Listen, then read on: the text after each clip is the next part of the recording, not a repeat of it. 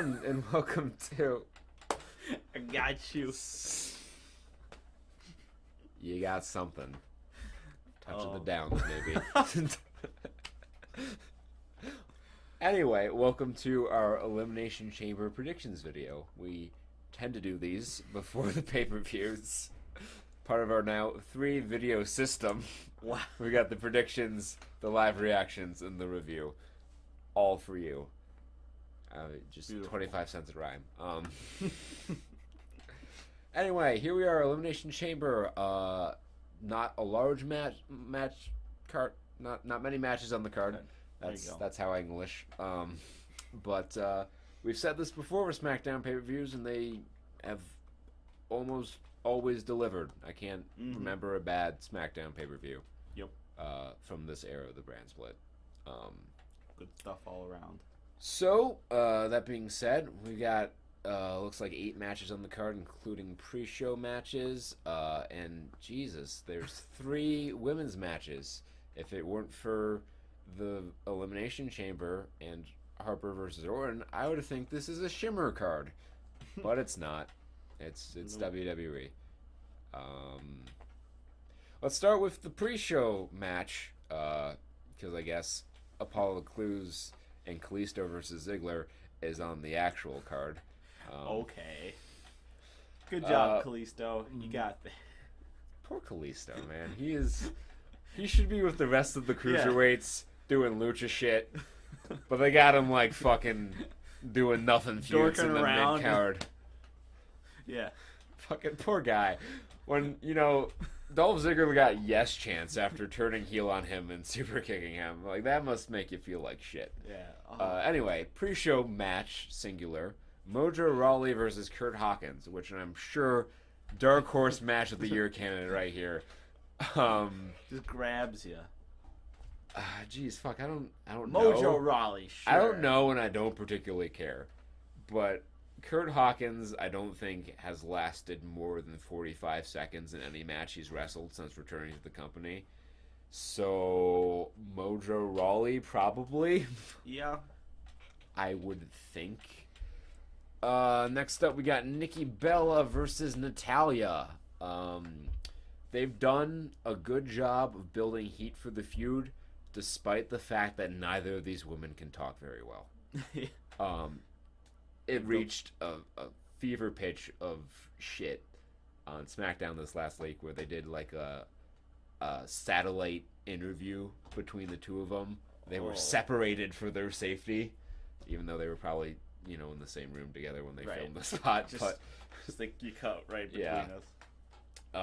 But that segment went on far too long, and it was just like Started rambling. Yeah, it was like Brother Nero. I've never watched in its entirety an episode of Total Divas, but the 15 seconds of a Total Divas episode I watched was analogous to the suffering of this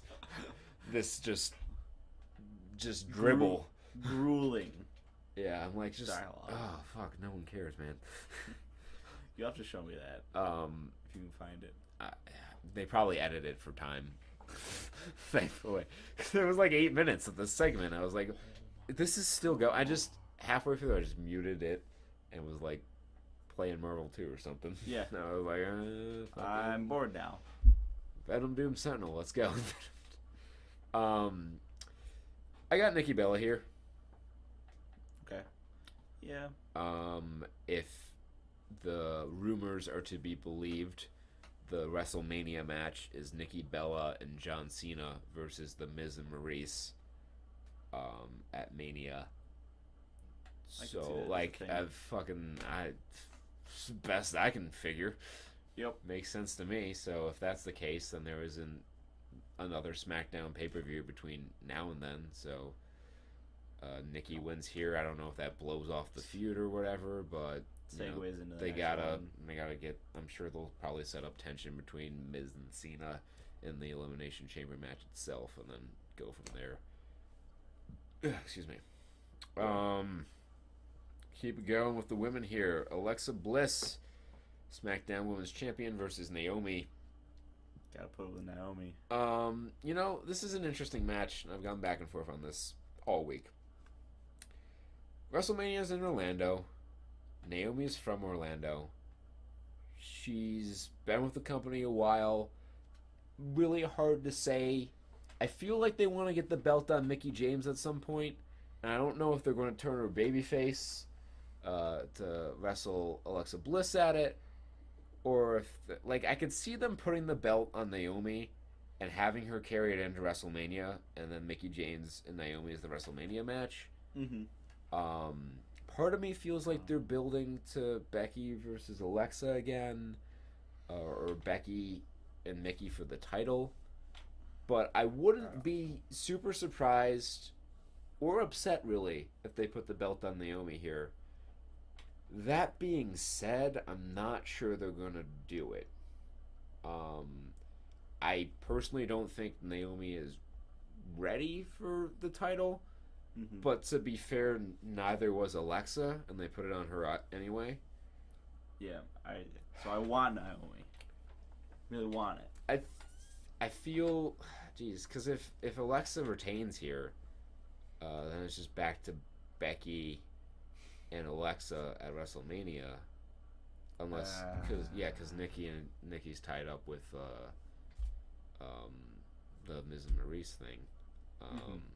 And she's taking time off of the company after WrestleMania, so it would make sense to put the belt on her. I could see them doing Naomi here. I could see them pulling the change.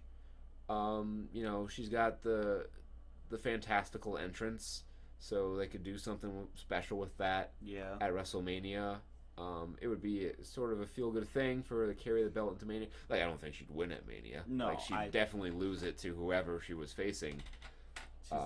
She's not that caliber yet. But I could see them putting the belt on Naomi, and I actually think that makes the most sense, because if you keep the belt on Alexa, it's just back to Alexa and Becky, which might be what they're going for.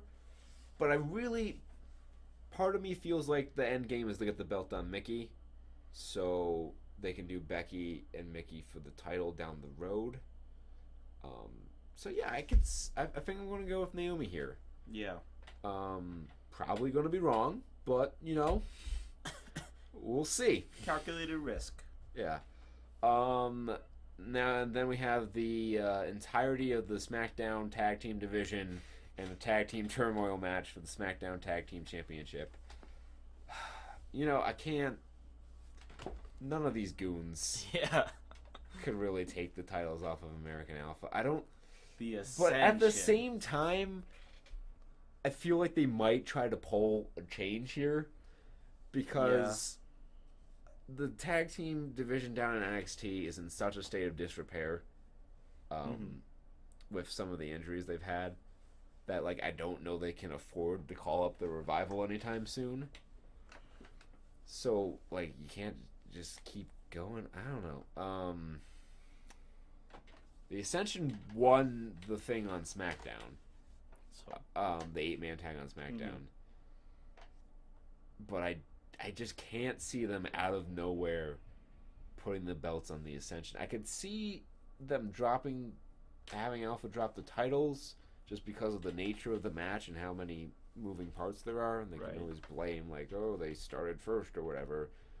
I don't know, because the only team here that I think I guess the Usos and Breezango could be a good program, but they haven't really built up Breezango into anything formidable, which is a damn shame, because Tyler Breeze is so fucking talented. I gotta stick it with Alpha here. Yeah, I mean, and they also kind of gotta balance the cards sometimes, Yeah. Between what changes and what doesn't. Yeah, I mean, they're not gonna book if another team won here, and we're right about Naomi, and we're right about the main event, that'd be all 3 titles changing hands, which seems unlikely. Yeah, it's a little too. It's a little too much. Yeah. Too much all at once. I gotta say that they probably keep the titles on American Alpha here. If they do change it, it's probably the Usos because they've been trying to get that program going for a while, but the Usos are so injury prone that they've never really been able to get it off the ground. Yeah. And if the Vaudevillains win, we'll just drink till we're dead. If the Vaudevillains win, I'm fucking just We're done. selling all We're my done. worldly possessions and fleeing to the mountains to become a deranged hermit. I feel that's fair. Yeah. Last but not least on our Shimmer subcard here, we have Becky Lynch versus Mickie James. You gave a pretty good reason for Mickie James. And I They agree with love, and not only that, they love booking Becky to lose on pay-per-view. Like, fucking whoever is booking this shit gets off on that because it happens so damn often. it. Sadistic. And it's Mickey's first singles match back, other than the match with Asuka, which is its own separate entity because no one beats Asuka. So I don't think she's going to lose her first one-on-one match back here. If my feeling is correct and they're building her up for the championship at some point in the near future, then she kind of has to win here to look strong. So I feel it's probably going to be Mickie here. This will probably be a good match if nothing else. I think it'll be the best of the 3 women's matches here. Yeah, for sure. Yeah. So Apollo Crews and Kalisto versus Dolph Ziggler in a 2-on-1 handicap match. Ziggler's turned heel, and he's lost in very short fashion on numerous occasions. I think they have to give him a win here to solidify things. I mean, he'll probably do it in some chicken shitty kind of way. Yeah. But Dolph needs a win. And this is the perfect. This is the place to give him the win because over Kalisto. no one gives a shit about Apollo Crews, and I'm sorry. Like he's a guy, he's got talent, and that's undeniable. But they just called him up from NXT way too soon. He needed like another year down there, and they've done nothing with him since calling him up. It's been a shit show. Yeah. And then Kalisto. It's a tragedy. Yeah, he's just not. They don't have him in the right spot on the card. Like, I mean, he should be. Like, these guys, like, they need. The problem is they need a bigger mid card. Because right now, Dean Ambrose is the IC champion. And, like, I like that from a perspective that I like Dean. It's just a little top heavy. But he's been booked in the main event echelon, and it's hard for these, mid-card guys to really seem like legitimate threats to the title. They just need to bolster the mid-card and build some people up here. And Dolph Ziggler versus Dean Ambrose, if they give him time, is probably going to be a good match. I mean, the SummerSlam match wasn't great, but they had like 10 minutes to do their thing. So, like, they're probably building up to that somewhere, or maybe Baron Corbin. I don't know. Yeah, they need to build someone up in the mid card, and I think Dolph Ziggler is the prime candidate because people actually know who he is. Dark horse for match of the night here is Luke Harper versus Randy Orton. Orton seems invested in what he's doing now, and when he cares about what he's doing, there are a few better. And Luke Harper is probably one of the most underrated workers in the entire company. So this match should be good if they give it enough time. And seeing as how there's only 7 matches on the main pay-per-view here, it's probably going to get some time. Yeah, it'll definitely be like just the good technical quality. Yeah. I don't know if it's going to have the force behind some really good matches. I could. I mean, there's this whole Wyatt storyline has been pretty hot angle. A lot of story, a lot of build, slow burn build. So I mean, I think Orton's going to win here. It doesn't make sense for him to lose to Luke Harper here, but I think a strong showing from Harper here will do him a lot of good in terms of his position on the card as his new solo act. Which brings us to the main event, the Elimination Chamber match. featuring John Cena, AJ Styles, Dean Ambrose, The Miz, Baron Corbin, and Bray Wyatt. Wow. This is probably, other than the first Elimination Chamber, maybe the most star-studded Elimination Chamber that I can remember. Like, there's no duds here. Yeah. Like, The Miz is the worst in the match, and even he's pretty alright. Yeah, everything's live. Yeah, like, all these people are good to great workers, and most of them are coming into this match pretty hot. They pulled the trigger on Randy at the Rumble. I'm sticking with my boy Dave's thought here. That's going to be Bray and Randy for the championship at WrestleMania. So I'm all on board the Wyatt train. Yep. Choo absolutely. choo. Sister Abigail. Something something. Choo choo. I really thought that one out before I opened my mouth there. Lanterns and beard and fireflies and buzzards and the following thereof. So drinking rules for this, a universal rule of drink for every adjective of noun or adjective by noun, that's dropped on you throughout the contests. For the Alexa Bliss Naomi match, drink for the duration of Naomi's fast kick spots. Drink for every over-the-top bitch face that Alexa Bliss slaps on during the match. For Randy Orton versus Luke Harper, drink for every time an announcer says "out of nowhere."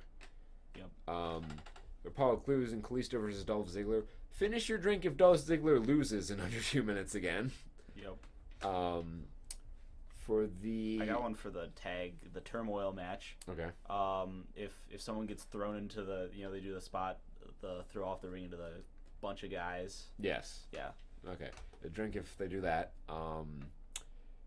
Also, finish your drink and the bottle, whatever you're drinking. Yep. If the vaudevillains win. Oh yeah, it was take a drink if the vaudevillains eliminate someone. Yeah. That's a good one. For Nikki Bella and Natalya, take a drink for every cat fuddy spot they get into, where it just generates into slapping and hair pulling and shit like that. For the main event, drink for every elimination the person that you've picked to win gets. Mm-hmm. And for every nasty, disgusting, painful spot. Yeah, for every nasty bump AJ takes for no good reason, take a drink. Drink if there's damage to the chamber. Because there was last year, right? Yeah, drink if a pod bay is broken into. Drink every time the Miz steals one of Daniel Bryan's moves. And for Becky versus Mickey, there's not a lot of let that be your tropic. That's your free parking. That's your free parking. Don't pass go though. Don't collect that $200. Don't grab the fucking treasury money. That's not how free parking works, guys. It's not how it works. It's just free parking. You just stay there. You just don't have to pay for shit. You can't just revive. Right. That's not how it works. So yeah, that's the card, and that's our predictions. We'll go through them once again here real quick. Mojo Rawley versus Kurt Hawkins. We got Mojo Rawley. We have Nikki Bella over Natalya. We have American Alpha retaining in the tag team turmoil match. We have Naomi over Alexa in the championship match. Mickey over Becky. Ziggler over Cruz and Kalisto. Orton over Harper, and Bray Wyatt leaving as WWE champion. Ooh, buddy. So, should be a pretty good show. Join us Sunday. This will probably go up Saturday. So join us tomorrow for our live stream. We'll be doing that again because that worked out pretty well last time. Yeah, I like that. And then we'll get our review out hopefully earlier in the week than the following week. So we'll try to do that in a more timely fashion this time around. Thank you for watching this video. We hope to see you at the live stream and then again when we do the review. Peace.